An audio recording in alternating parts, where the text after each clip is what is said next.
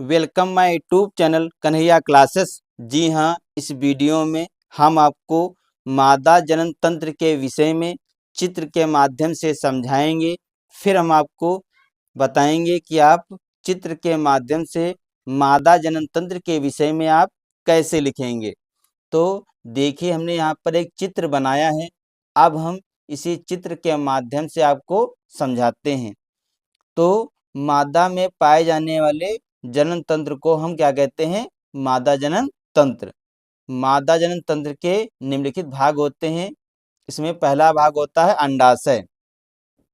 जो अंडाशय होता है ये एक जोड़ी होते हैं।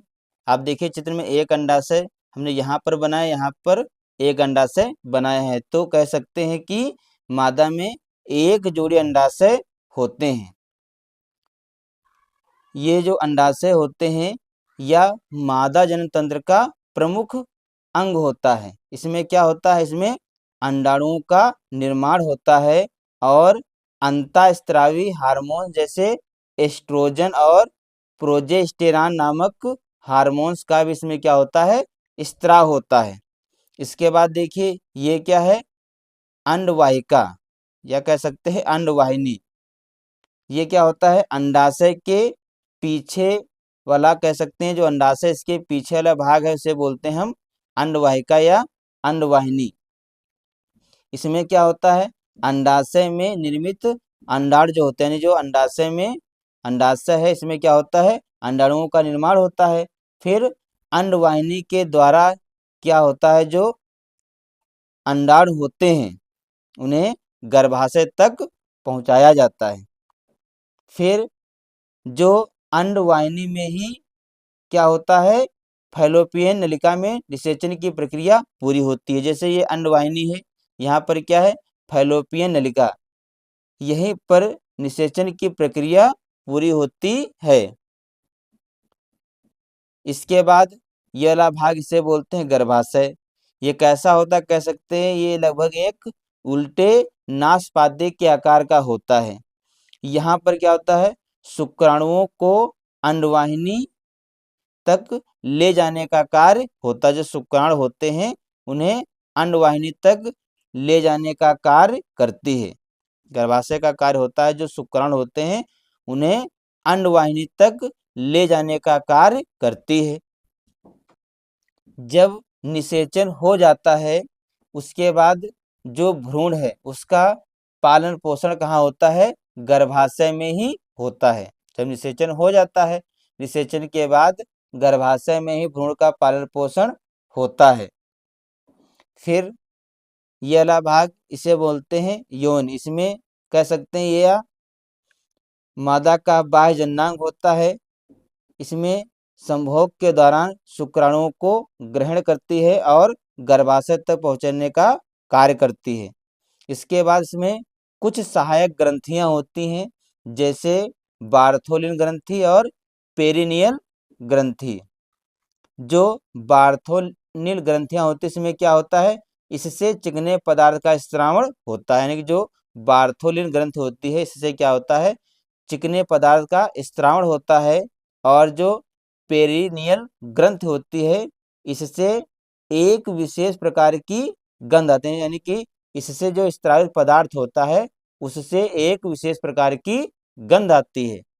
तो बच्चों, हमने आपको मादा जनन तंत्र के विषय में आपको चित्र के माध्यम से समझाया है। अब हम आपको बताएंगे कि आप किस प्रकार से मादा जनन तंत्र के विषय में लिखेंगे। तो हेडिंग डालिए मादा जनन तंत्र। इसमें लिखेंगे मादा में पाए जाने वाले जनन तंत्र को मादा जनन तंत्र कहते हैं। मादा जनन तंत्र को निम्नलिखित भाग होते हैं, या कह सकते हैं जो मादा जनन तंत्र है इसके निम्नलिखित भाग होते हैं। नंबर 1 हम डालेंगे अंडाशय। इसमें लिखेंगे मादा में एक जोड़ी अंडाशय उदर गुहा के निचले भाग में दोनों तरफ स्थित होते हैं। यह मादा जनन तंत्र का प्रमुख अंग होता है। इसमें अंडाणुओं का निर्माण तथा अंतःस्रावी हार्मोन्स एस्ट्रोजन और प्रोजेस्टेरॉन का स्राव होता है। फिर अगली हेड डालेंगे अंडवाहिनी। इसमें लिखेंगे अंडाशय के पीछे एक कीप जैसी संरचना होती है जिसे अंडवाहिनी कहते हैं। अंडाशय में निर्मित अंडाणु अंडवाहिनी के द्वारा ही गर्भाशय तक पहुँचते हैं। अंडवाहिनी में ही फैलोपियन नलिका में निषेचन की प्रक्रिया पूरी होती है। अब अगली हेड डालेंगे गर्भाशय। इसमें लिखेंगे इसकी संरचना एक उल्टे नाशपाती के आकार की होती है। यह शुक्राणुओं को अंडवाहिनी तक ले जाने का कार्य करती है। फिर लिखेंगे गर्भाशय में ही भ्रूण का पालन पोषण होता है। गर्भाशय पीछे की ओर एक सक्रिय नलिका में खुलती है जिसे गर्भाशय ग्रीवा कहते हैं। फिर अगली हेड डालेंगे यौन। इसमें लिखेंगे यह मादा का बाह्य जननांग होता है जो एक लचीली मांसपेशियों का बना होता है। यह संभोग के दौरान शुक्राणुओं को ग्रहण करता है तथा गर्भाशय तक पहुंचाने का कार्य करती है। इसके बाद डालेंगे सहायक ग्रंथियां। इसमें लिखेंगे इसमें एक जोड़ी बार्थोलिन ग्रंथियां पेरिनियल ग्रंथियां पाई जाती हैं। इसके बाद हम डालेंगे बार्थोलिन ग्रंथियां। इसमें लिखेंगे इससे चिकने पदार्थों का स्त्रावण होता है। इसके बाद नंबर 2 हम डालेंगे पेरिनियल ग्रंथियां। इसमें लिखेंगे इसमें स्त्रावित पदार्थ की एक विशेष प्रकार की गंध आती है। तो बच्चों हमने आपको इस वीडियो में चित्र के माध्यम से मादा जनन तंत्र के विषय में समझाया है। तो बच्चों आज के वीडियो में इतना ही। मिलते हैं अगले वीडियो में नए टॉपिक के साथ। तब तक के लिए जय हिंद, जय भारत।